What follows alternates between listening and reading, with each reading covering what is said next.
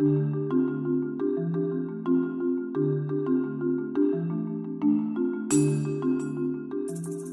Internet, and welcome to my third fitness vlog, 3 of 28 I hope, so making progress, but still at the early stages. So this week has been a good week generally. I for the most part stuck with my diet, and my weight has come down. I'm now at 111.4 kilograms, which is now, for those of you who might be taking notes, 4 kilograms down in the last 3 weeks.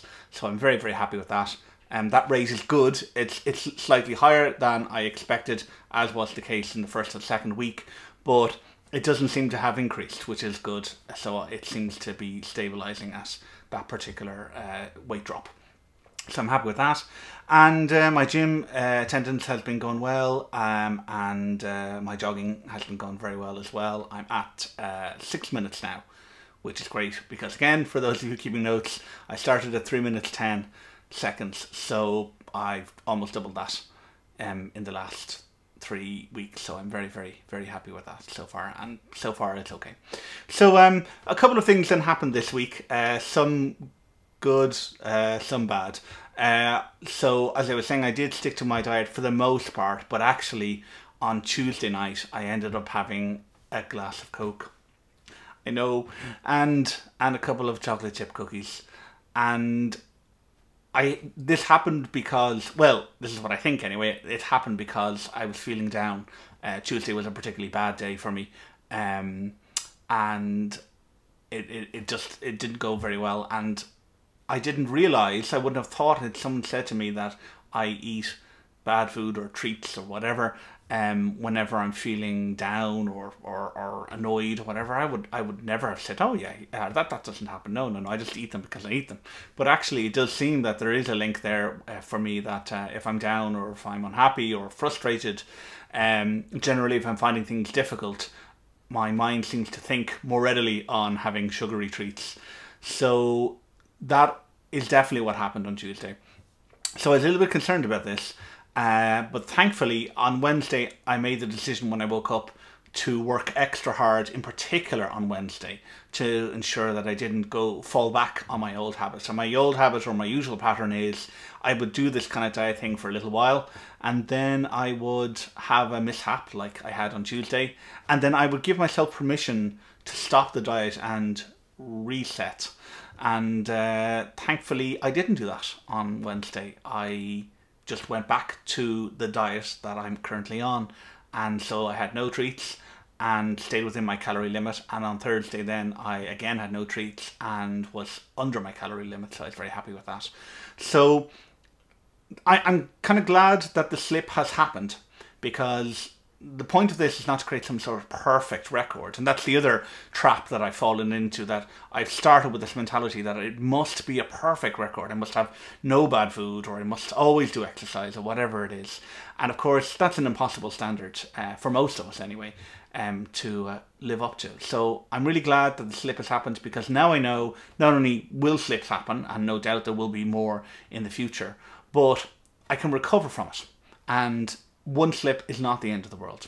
So long as I maintain the attitude that I need to correct it and work harder probably than I would need to have done maybe ordinarily the following day, so long as I do that, or the following hour, or the following meal, then I think I know I can make it to the end of this particular diet and particular program. So for next week, then I'm going to stay at I'm at 2,000 calories per day as my calorie limit. For, I'd say, half of the week I was, well, maybe a little under half of the week I was underneath that limit, which is good. For one of the days, obviously, I went over it, and then for the rest of it, I was on the nose. But I'd like to definitely make sure that I remain underneath it, and I'd like to remain a good bit underneath it. So, because next week now will be the last week at 2,000 calories, and in week 5 I'll be moving then down to 1,900. So I'll also be continuing my jogging in the gym. So I've gone to the gym 6 times this week, which is quite a lot. But I'm really, really happy, very, very happy with the progress they've been making so far, in particular in the jogging. So I'm going to continue that progress. I'm going to continue at a 10-second increment every gym session. But again, next week is going to be the last week that I'm going to do 10 seconds as an increment.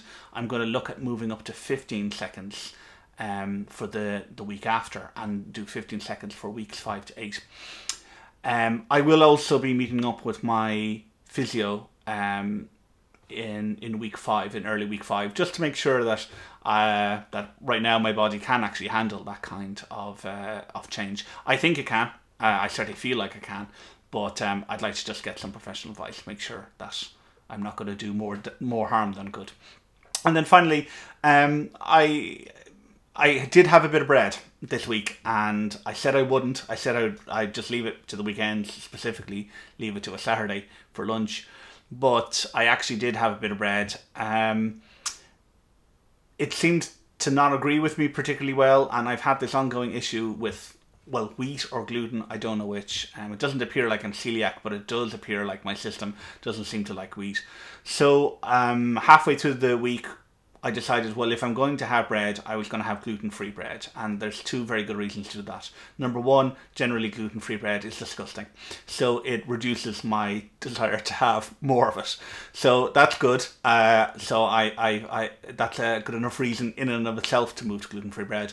But the second reason then is it doesn't seem to react in a particularly negative way, at least in terms of digestion for my system. So I'm probably going to allow myself half bread if I want it, but I will try to continue to avoid it where possible next week.